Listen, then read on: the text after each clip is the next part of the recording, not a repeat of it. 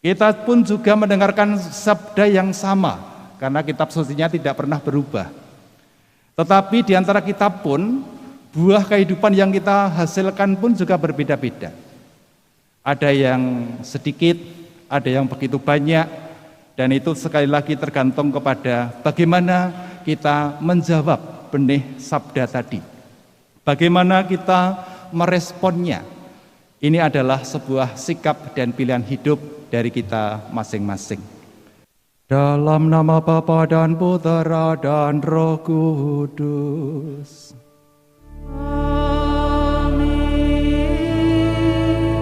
Rahmat Tuhan kita Yesus Kristus, cinta kasih Allah dan persekutuan Roh Kudus bersamamu. Dan bersama rohmu. Bapak Ibu, saudara-saudari terkasih, selamat sore berkah dalam. Selamat sore berkah dalam. Kita kembali di dalam persekutuan kita di peribadatan hari ini, hari Rabu di Pekan Biasa. Sabda Tuhan hari ini mengajak kita untuk terus membangun diri menjadi tanah yang subur, untuk tumbuh suburnya benih firman yang ditaburkan Tuhan di dalam diri kita. Allah Bapa Maha Pengasih, kasih setiamu telah kau nyatakan kepenuhannya dalam diri Yesus Kristus Putramu. Jadikanlah kami umat kesayanganmu yang makin mengenal dan mengimani Engkau dengan pengantaran Yesus Kristus Putramu Tuhan kami, yang bersama dengan Diko dalam persatuan Roh Kudus, hidup dan berkuasa Allah sepanjang segala masa. Amin.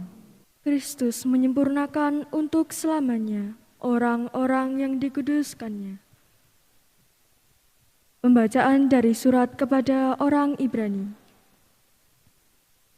Saudara-saudara, setiap iman melakukan pelayanannya tiap-tiap hari dan berulang-ulang mempersembahkan kurban yang sama sekali tidak dapat menghapuskan dosa. Tetapi Kristus hanya mempersembahkan satu korban karena dosa, dan sesudah itu Ia duduk untuk selama-lamanya di sebelah kanan Allah. Sekarang Ia hanya menantikan saat di mana musuh-musuhnya akan dijadikan tumpuan kakinya. Sebab oleh satu kurban itu saja, Kristus telah menyempurnakan untuk selama-lamanya mereka yang Ia kuduskan. Tentang hal itu, Roh Kudus pun memberi kesaksian kepada kita, sebab Ia sendiri bersabda, "Inilah perjanjian yang akan kuadakan dengan mereka. Pada hari-hari yang akan datang, Aku akan menaruh hukum-Mu di dalam hati mereka dan menuliskannya dalam akal budi mereka. Dan Aku tidak lagi mengingat dosa-dosa mereka." Jadi, apabila untuk semuanya itu sudah ada pengampunan, tidak perlu lagi dipersembahkan kurban karena dosa. Demikianlah sabda Tuhan. Syukur kepada Allah. Engkaulah iman untuk selama-lamanya menurut Melkisedek. Engkaulah imam untuk selama-lamanya menurut Melkisedek. Beginilah firman Tuhan kepada Tuanku. Duduklah di sebelah kananku, sampai musuh-musuhmu kubuat menjadi tumpuan kakimu. Engkaulah imam untuk selama-lamanya menurut Melkisedek. Tongkat kuasamu akan diulurkan Tuhan dari Sion. Berkuasalah engkau di antara musuhmu. Engkaulah imam untuk selama-lamanya menurut Melkisedek.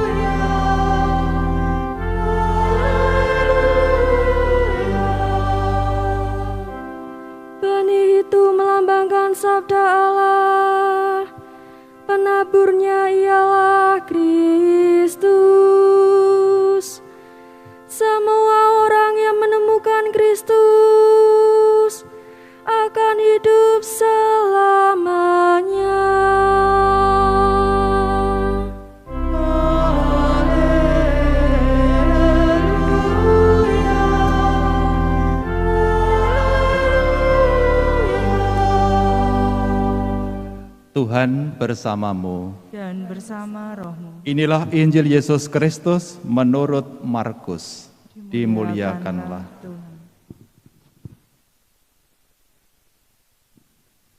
Pada suatu hari, Yesus mengajar di tepi danau Galilea.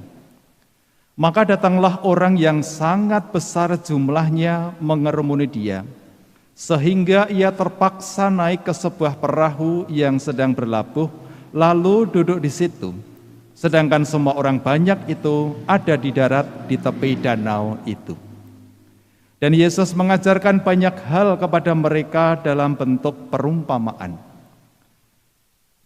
Dalam ajarannya itu, Yesus berkata kepada mereka, "Dengarlah, adalah seorang penabur keluar untuk menabur. Pada waktu ia menabur, sebagian benih itu jatuh di pinggir jalan, lalu datanglah burung dan memakannya sampai habis. Sebagian jatuh di tanah yang berbatu-batu, yang tidak banyak tanahnya, lalu benih itu pun segera tumbuh, karena tanahnya tipis. Tetapi sesudah matahari terbit, layulah ia dan menjadi kering karena tidak berakar. Sebagian lagi jatuh di tengah semak duri, lalu makin besarlah semak itu dan menghimpitnya sampai mati, sehingga benih itu tidak berbuah. Dan sebagian jatuh di tanah yang baik, lalu tumbuh dengan suburnya dan berbuah.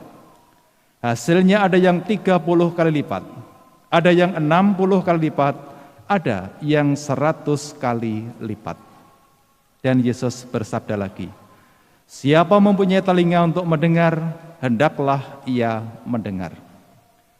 Ketika Yesus sendirian, pengikut-pengikutnya dan ke-12 muridnya menanyakan arti perumpamaan itu kepadanya.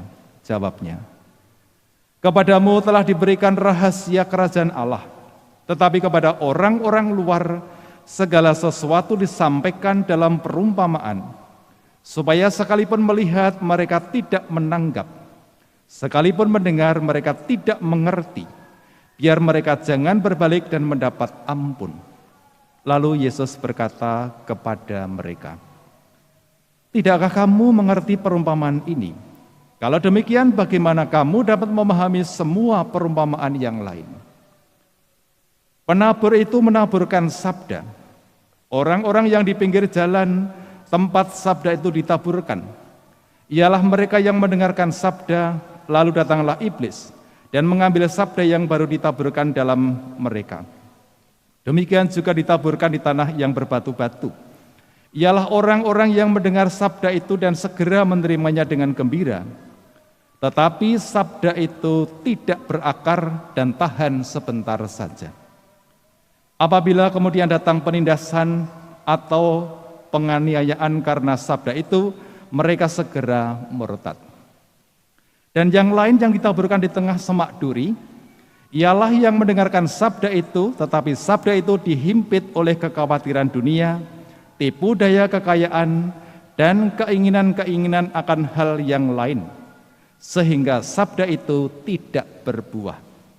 Dan akhirnya, yang ditaburkan di tanah yang baik, ialah orang yang mendengar dan menyambut sabda itu, lalu berbuah. Ada yang 30 kali lipat, ada yang 60 kali lipat, dan ada yang 100 kali lipat. Demikianlah Injil Tuhan.